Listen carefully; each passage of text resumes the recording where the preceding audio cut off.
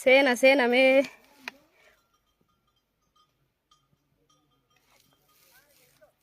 yooyya anaa dhufu seena mee FB haantu na uggure karaa galma Oromoo FB jettaan uggurame jira kanaaf sila seenuu dadhabe achiin yoo seenee nam guddaallee ergeetti jedhee yaada ammoo achiin seenuu hin dandeenye uggur qabdina didde.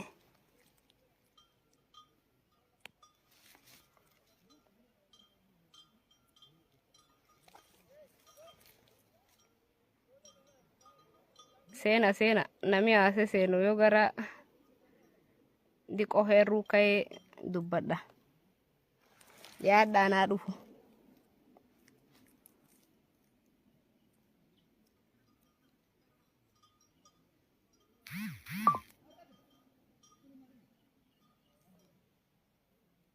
Bag waliin jiraan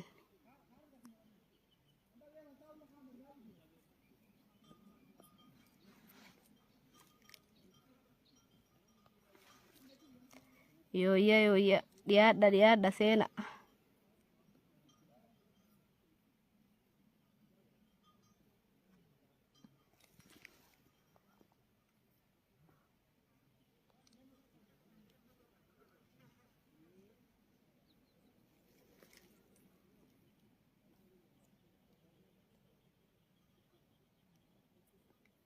Seena FB haantina irraa uggurame malee silaachiin nam guddaa birga'uu dandeette dhiyaada ammoo asiillee sheer godhuu hin dandeenna garasiitti suniin na seensisu jire yaadda ilmaan Oromoo bag jiraattan isanillee.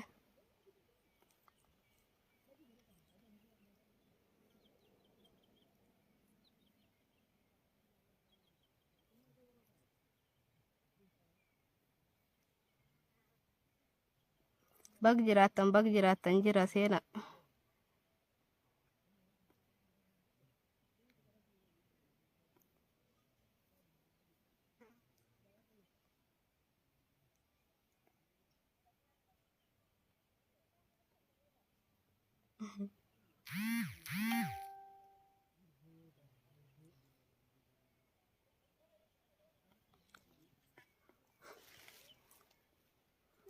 Ayyee nami ruuka'uu jira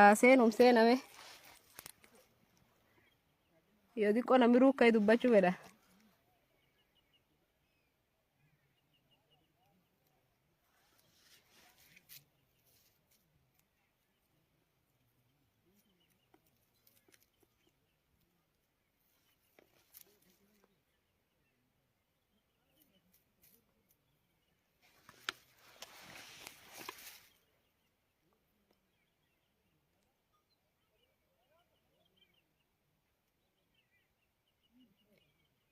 Dhiifama nam tokkollee galchuu hin danda'u asii amma aduu yadhiitaniyyuu yeroo guddoon qabu ergum gabaabduu tokko dabarfachuu barbaade wanni maani jechuu dandeettanii ergaan tiyya dhiyoo tana maqaa hiyyaan burjaajee hedduutti qilleensa kan gubbaa deemuu jira waan kanaan wal qabate xiqqoo warraa dubbadhaa jedhee gad dhufee inum dhiyaadha.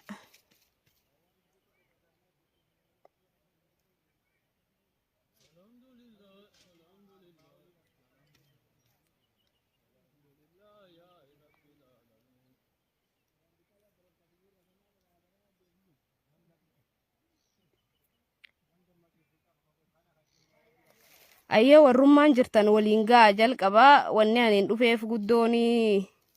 waan kan namni hedduulleen akka hin dubbanneellee keessanii hordoftoota firiyyooti hedduun keessan na gorsaa turtanii akkasumas jaallanii adda addaa waan kan irraatti waan tokkollee hin dubbatinii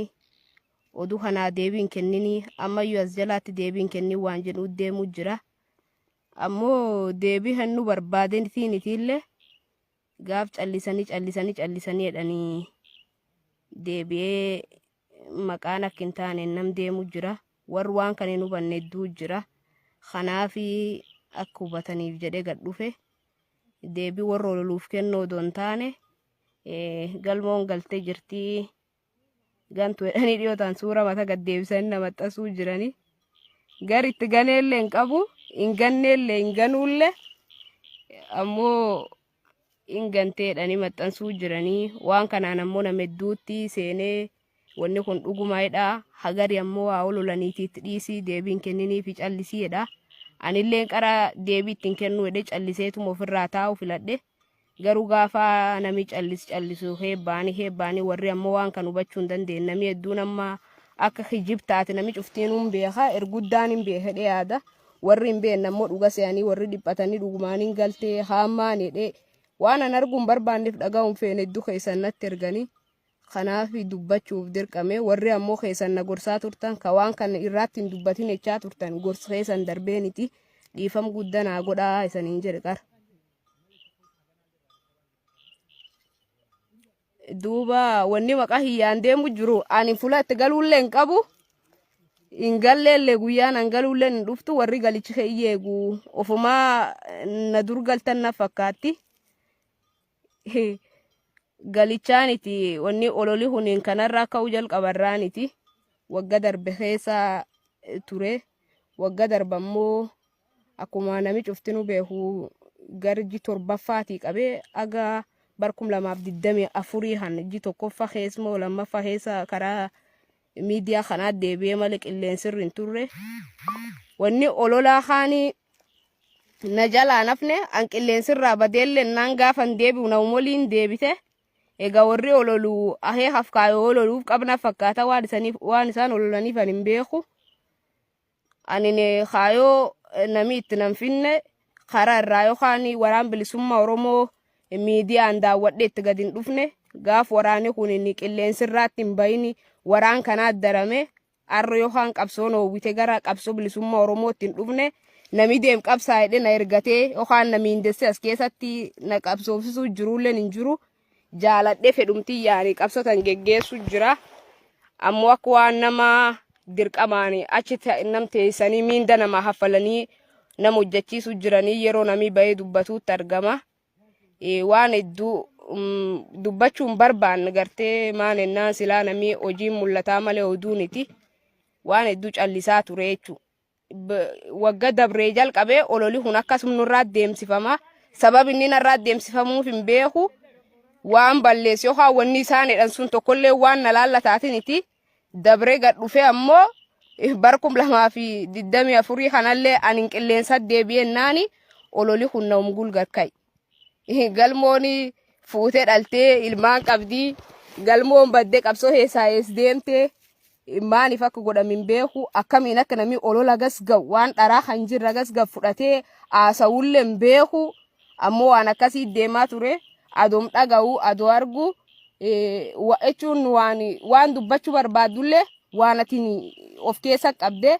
yoo ati dubbattu badu kanami obsuufi jira. Kanaaf callimna gartee waan agamodo dubbachuu dandeenyu baanee ofirraa falmachuu hin dadhabnu ohaan gocha kiyyaan itechuu hin dadhabu ammoo mi'a dubbatanii dhartii sila ees nam geessiti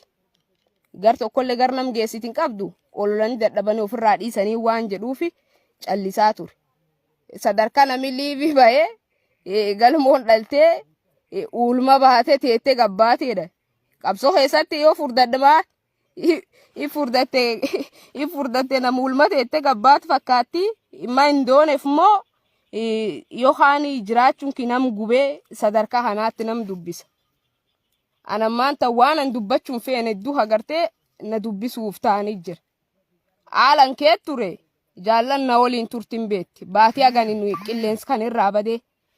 akkan kee tur warra na waliin rakkachaa tureettu beeka. Garuu sun irraatti gaafan deebi'u maaf deebita maaf kaate maaf jiraatte fakkaatti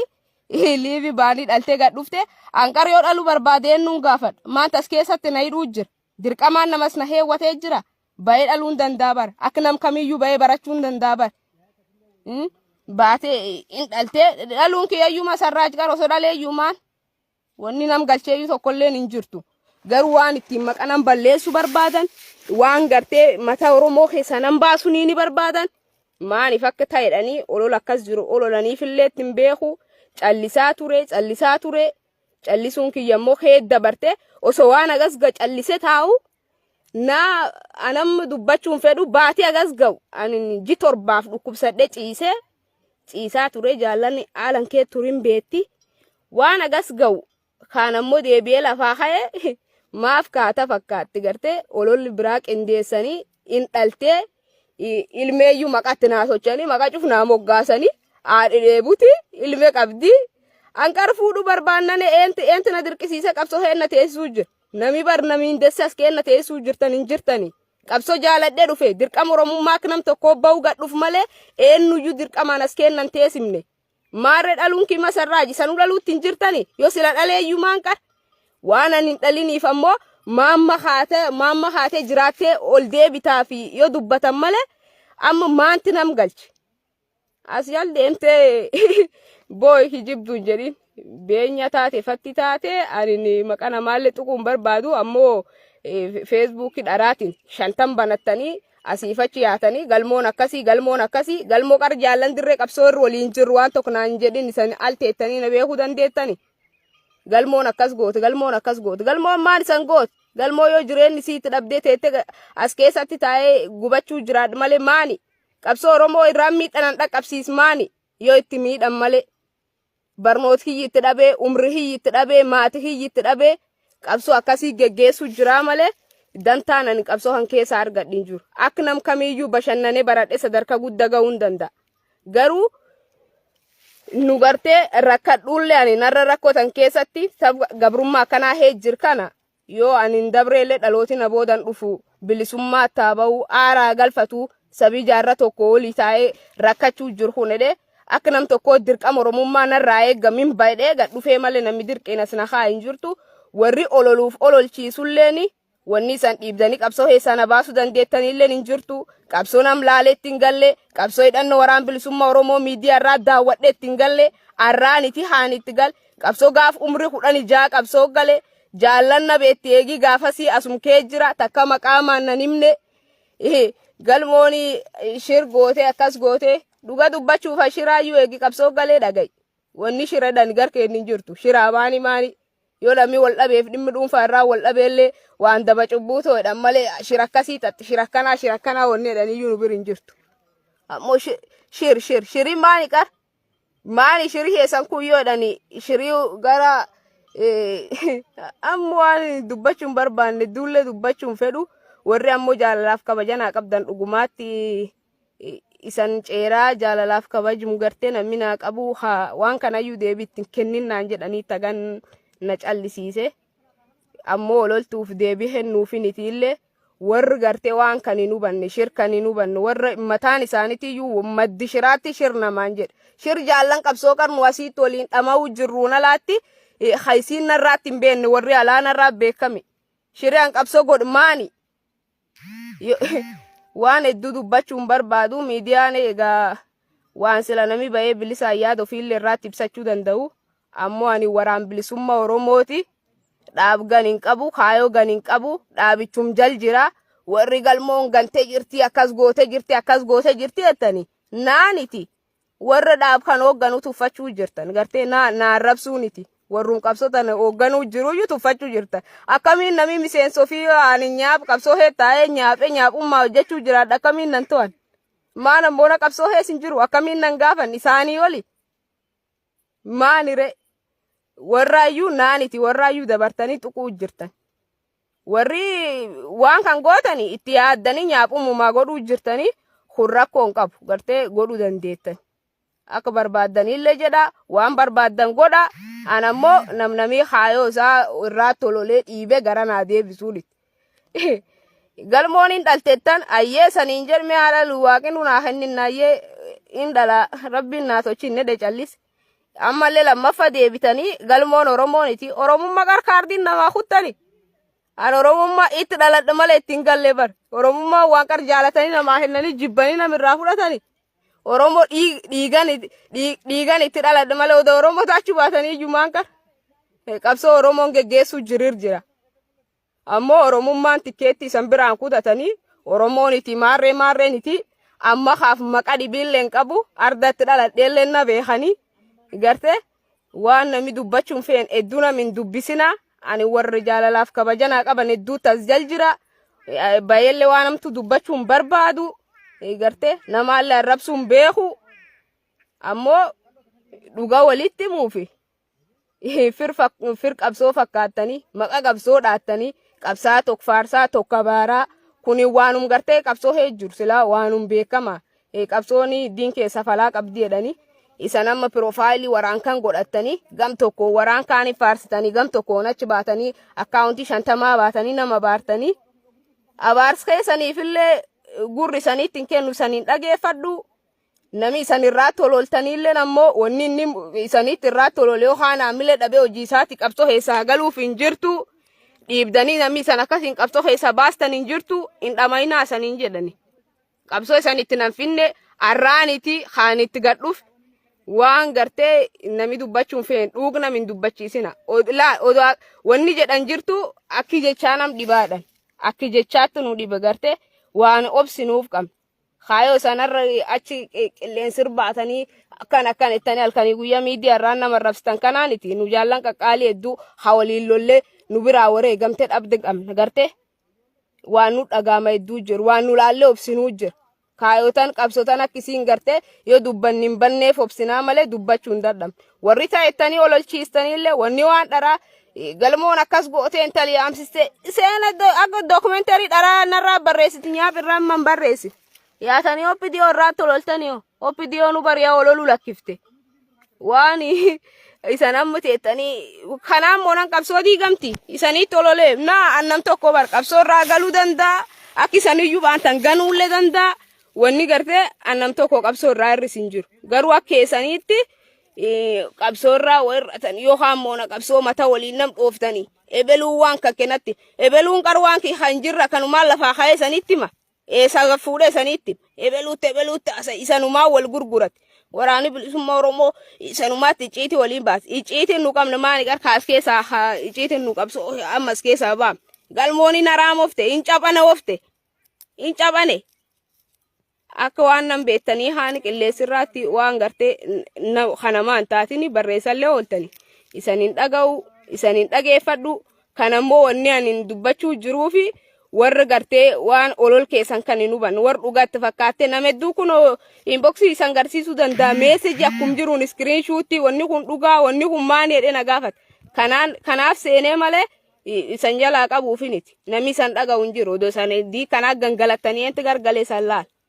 isan laaleen baan ololii akka inni qabsoo ololaaniti kahan caaltuyyuu akka inni qabsoo keessan nam muudachuu danda'u hin beeka sirrii beeku waan taateef isan jalaa qabuun barbaan kanaaf ammoo maqaa hiyyaan deemtanii dhiistanii haasoftanii suni itti jabaadha ta'ettanii waan godhuu jirtaniif qabdanii walaayitaallee taate bakta'eeyyuu maan rakkoo qabqar ati walaayitaadhaa ishoo bakta'e walaayita ta'uu rakkomaan qaba yoo Oromoon na guddifattee maan rakkoo qabre guddifachaan yoo qabsoo geggeessee isanii qabsaa'u jiraadha rakkoon jirtu maan Oromummaa yoo qarnaa henni tan narraa fudhadha naa hennuullee hin dandeettanii narraa fudhachuullee hin dandeettanii jibbitanii ammoo waan dhibbaa haasa'uu hin dandeettan kanaafi warri as jalyaatanii amma teettanii haasoftaniillee ani isaniif deebii hennuufiniti isani waliin haasa'uuf dhuga tokkoon isan beeka gartee amma nami foroormaan ofiin jettu eennak taate si beeka sirga'ee jira ofirraa dhiis maan jennaan icciiti ati moona qabsoo keessa godhaa baateyyuu tokko wal beekna gartee amma dubbachuun fedhuuf callisaa jedhe waan nami dubbachuun feeneef isanuu yaadan beeka akkanumaatti waan cufa dubbachuun sirriin itti dheetum callisa gartee as jalga dhufee walaayita in dhalti ilme hisuneen nunnaa guddisuu jira kana inni birnaa jira ilmi hiisanna kaanin dhalsun inni irraa dhalee kan isaniin narraa dhale jiraachuu hiyyaatti akkan isan bobeesseniti mahaatee jiraatti mahaatee namtaatini kanam jireessu waaqa kanam ijjeesullee waaqa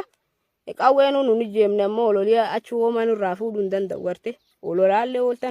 ooltan waan tokko waan fiddan tokkollee hin qabdan annam qawweeyyuu dur dhaabbate dhaadannooniti dhaaduniti ofimuuniti nam rasaasanuu lolu ololii keessa woomana tochuu hin danda'u lafammoo oppidiyoonu olol dhiistetti maqa qabsoo dayeeffatanii yosanii achi baatanii qabsaa of gootanii qabsaa profaayilii godhatanii waan qabsoo sheertochaa kaanas deemaa gabbaatanii haasoftanii tari namni dhugum qabsaa san se'uu danda'a namni ammoo kan hin beekne yoo jiraate inni nu silaal qabsoon kee jirtin beekuu jechuu gartee hunini waan duuban nam deebisuulleen qabu waan duuban na deebisin qabu hin dhamayina warri ammoo waan ka silaayyuu hin beenne hagartee dhugaa sanii fakkaattee akkas hin qabuu jirtani wanni isan dhiphis dhibiin hin jirtu anini womaatti hin daru isanilleen hin dhageeffatina wanni olola waan gartee moona qabsoo diiguuf waan waraan kan walti naquuf ta'edhani hojjetamuu jiru akkasii takkum nam diinii ololee qub qabaadha annaa warri narraatti olol ta'e nami moona qabsoo irraatti ololee waan kan olii gadi jaallan moona qabsoo hee jiran guutuu arrabsuu jiru nyaapnu waladhuu jirruun garaagarummaan qabu naaf akkasiittu badhaalle warri ammoo hin beekne hajalaa fuutanii dhuga seetanii waan kana farsuu jirtani nuciiti waan hedduu akka barbaadan kanaatti akka uummatii akka fedheetti gabbayee waan barbaada hagaraa isaa ibsatu waan jennee wadhamnuuf qabna kanaaf hin dubbanne akkasii qub qabaadha jechuu barbaadete ergaan kee gabaabdu waan guddoo jechuun barbaadu gochooti ammoo galmoo godheedhani intala guddeedhan akkas goote beenya foda qabsiifte maani goote beenya fodaani yeroo suniitti jaallankii turanii moona qabsootii badanii moonaan kee jirkeessaa badanii yoo qabsiiseyyuu sila mirgi itti qaba gartee dirqamaallee itti qaba namni gaafachuu danda'u hin jiru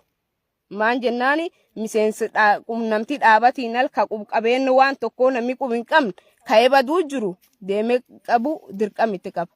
garuu sunillee hin goone olola gartee warri arda moona qabsoo hee jiru jaallan waliin jirtu dhuga jirtu isiin iyyuu hin beetti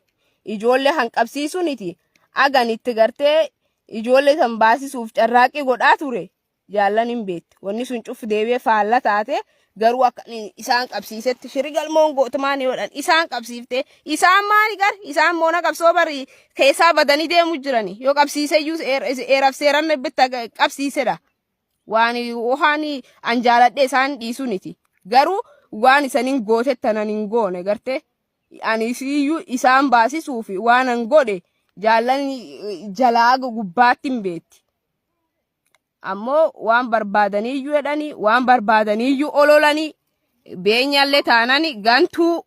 nama moona qabsoo odaallee wayyaa hammaan tan kunno kallatti kan jiraachuu baatollee waraankee jiradhan isaallee wayya warri ammoo moona qabsoo keessaa badee ammoo qabsaa of tochee achi dudduubteette namaatti olola akkaawuntii 50 banattee barreessitu wal beenna guddoon dhaadatiin dirree qabsoorraallee maan akka gootellee hin beenna agas jirtuulleetti maani eenyu atkar maan illol kam loltee waan hedduun hin dubbisina abbo dubbachuun feenu waan hedduun hin dubbisina amma gabaabduu aganum jechuu dhufe sila dubbachuullee hin barbaanne warri ammoo hin dubbatin naan jechaa turtanillee akka malee dhiifamnaa godha cufaafiyyuu ergaanti gabaabdu aganum dhaamachuu barbaade galatooma warri dhugumaatti ammaan tayyoo anin dubbadhuullee taate akka malee dubbitanirraa haatanii naggadditaniillee hin jirtanii ammoo anin gorsaa fi dhaamskeessanii birdabreeniti waan kana namaa kallatti hin taane nama hubachuu jira war waan kan keessa hin beenne jira kanaafi anin dubbadhee malee ololtoota akkasiitiif deebisuufiniti hojii hojjechuu jirra qabsoo sabaari jirraa malee qabsoo nam dhuunfaa hees hin jirru wanni nurraatti ololam jaallan dirree qabsoo ana as waliin jir caalaa wanni namii alaa afarsuwama waan narraa fuutiin qabu jaallan akkitti waliin jirra ammoo nu beehaa isaan baanii dubbachuu danda'anii kasuniin alaa warri achi qilleensumirraatti haftan qabsoon keessan qabsum qilleensati nu lafir jirraa malee qilleensi qofirra hin jiru warri waan tokkollee hojjechuu hin dandeenye warri faayidaa hin qabne warri oduu malee hojii hin qabne hojii godhattanii haasa'uu hin dandeettan waan barbaaddan uumtanii.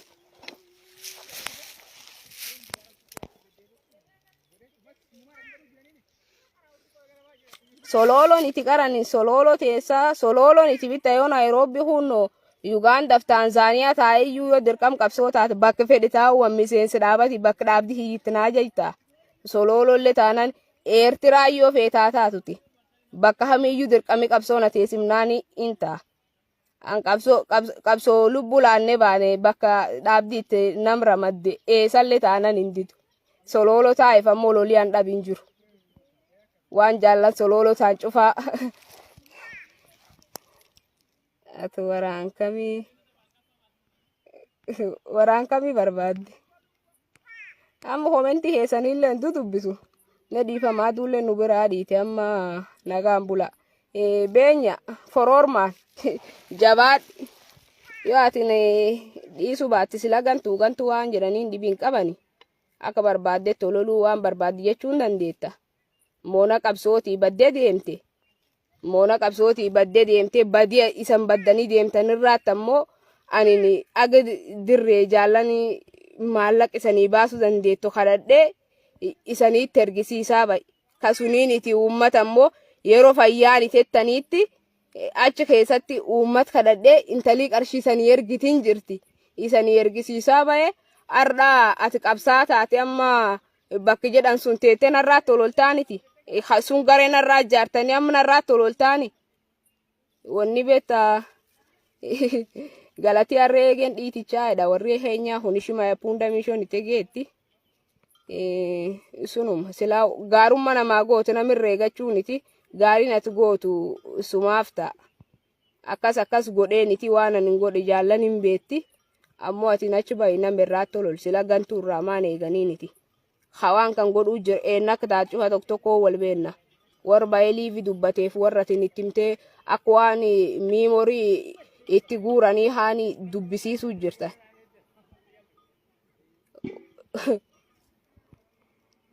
dhiiroo liivillee ittiin beennu ololtu bakka